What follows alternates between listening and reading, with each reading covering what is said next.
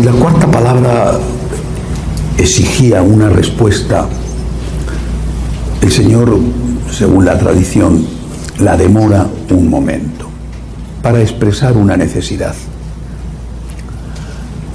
física. Él dice: tengo sed, pero también una necesidad del alma.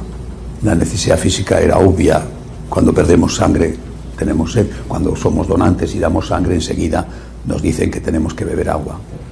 Bueno, pero era una necesidad de uno que había perdido prácticamente ya casi toda su sangre.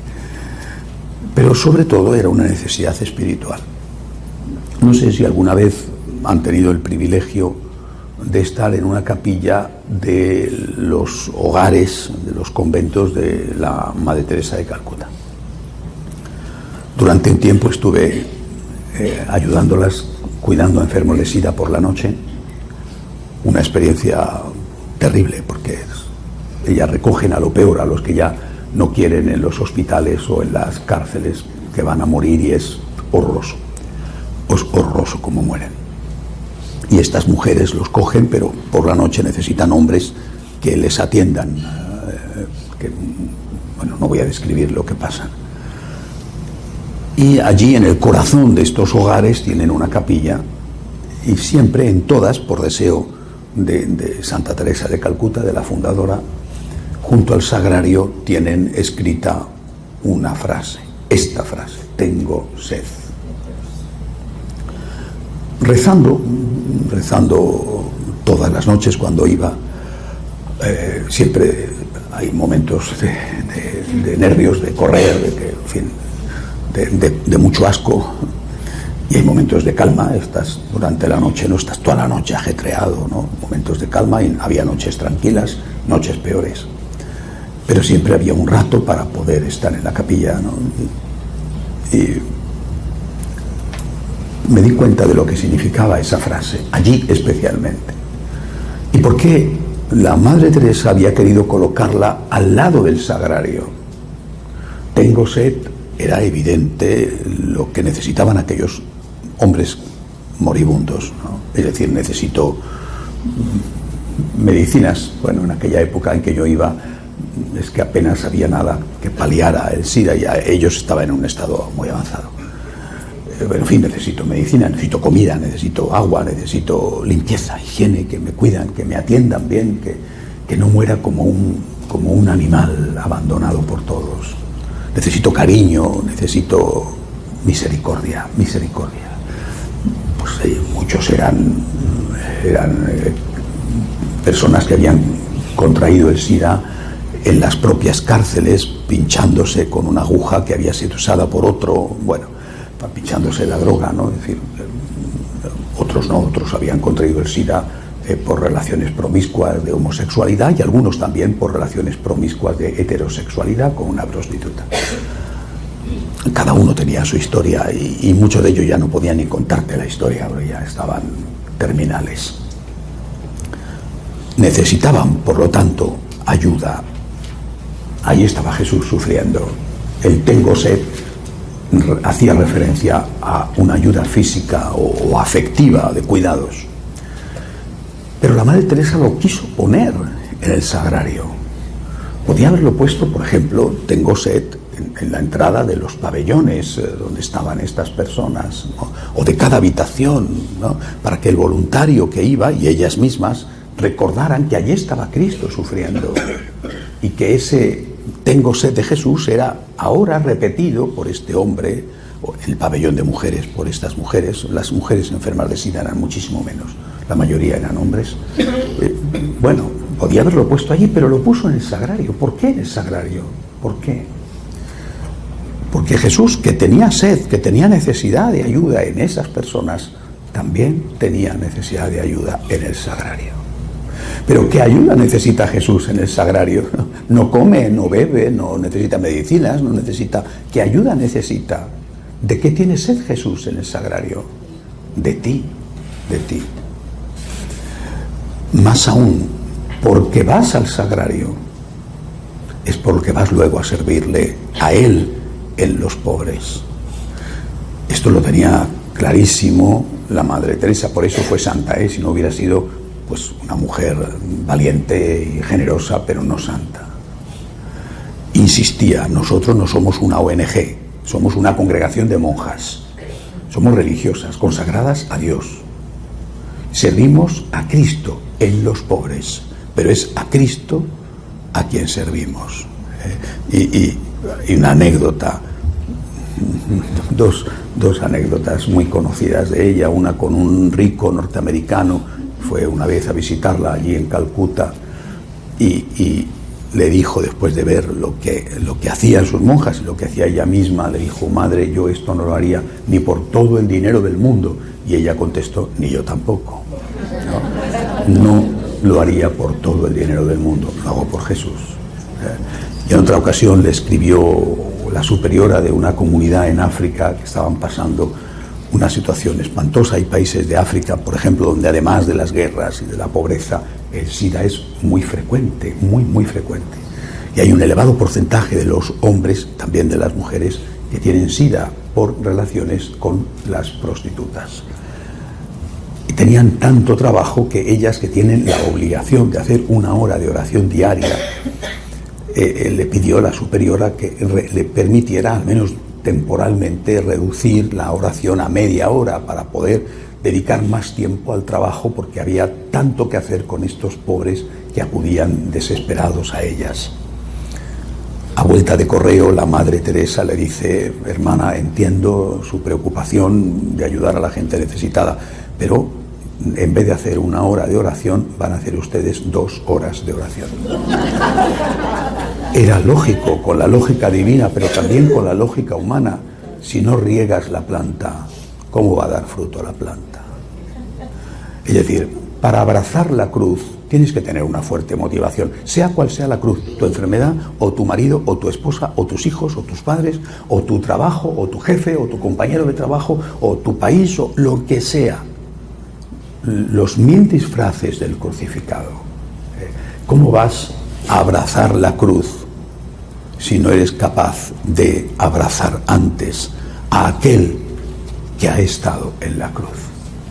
Si no abrazas al crucificado estando con él en el sagrario, ¿cómo vas a abrazar al crucificado estando con él en el marido difícil, mujer difícil, hijo difícil, padre difícil, jefe difícil, o en ti, que eres el más difícil de todos? ¿Cómo vas a hacerlo? No puedes hacerlo. Y eso una santa como Teresa de Calcuta lo entendía y seguramente lo practicaba. Por lo tanto, lo enseñaba. Si no hay raíz, no puede haber frutos. Y cuanto más difícil es la situación, más tienes que tener bien cuidadas, regadas, nutridas las raíces. Si no hay raíz, no podemos hacer nada. Por eso, cuando te van mal las cosas, cuando tienes problemas, pues claro, tendrás que buscar los medios humanos para resolverlos. Por ejemplo, ir al médico, por ejemplo, ¿no?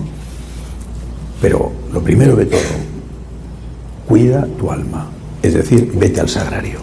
Vete al sagrario. Ahí está nuestra fuente de vida. Cuando San Juan de la Cruz estaba en la cárcel, le habían metido en la cárcel sus hermanos, los carmelitas, pero además los carmelitas descalzos, o sea, ni siquiera los carmelitas calzados, los de la antigua observancia. Sus propios hermanos seguidores de Santa Teresa la habían metido en la cárcel, en Toledo. Y no solamente eso, su crueldad, que era una celda, un pisito, un apartamento, una habitación tan diminuta, que él, extendiendo los brazos, y era pequeñito, decía Santa Teresa con mucho humor cuando tuvo al padre Gracián y a él, los 2 primeros descalzos, que decía Santa Teresa, ya tengo fraile y medio. El padre Gracián era el fraile y San Juan de la Cruz era el medio fraile, por lo pequeñito que era. Santa Teresa, que no dejaba pasar ni una, ya tengo fraile y medio, decía, ¿no? Bueno, pues él, extendiendo los brazos, tocaba las 2 paredes. Imagínense este medio fraile, que era diminuto, porque era de familia pobre y seguro que no había comido bien, pero era un santo. No solamente le tenían ahí, sino que además no le permitían celebrar la Eucaristía, no le permitían comulgar, no le permitían celebrar. Claro, en aquella época no había la celebración, no había que ir a la iglesia, no le permitían salir de allí, estaba incomunicado. ¿Por qué? Porque consideraban que era demasiado radical. Ellos, que ya eran hijos de la Reforma, les parecía demasiado reformista, que no era para tanto esto que predicaba San Juan de la Cruz. Bueno, como saben, San Juan de la Cruz hace un lío con la sábana que se tira por la ventana y se escapa, si no hubiera muerto allí. Bueno, pero estando allí en la cárcel, San Juan de la Cruz escribe uno de sus más hermosísimos poemas. Qué bien me sé yo la fonte, en el castellano antiguo, la fuente. Qué bien me sé yo la fonte que mana y corre, aunque es de noche. La fonte que mana y corre en la Eucaristía, dice él, aunque es de noche, porque yo no puedo disfrutar de ella. Pero qué bien sé yo dónde está la fuente que mana y corre, aunque ahora es de noche para mí y yo no puedo tenerla. La fuente que mana y corre, la Eucaristía.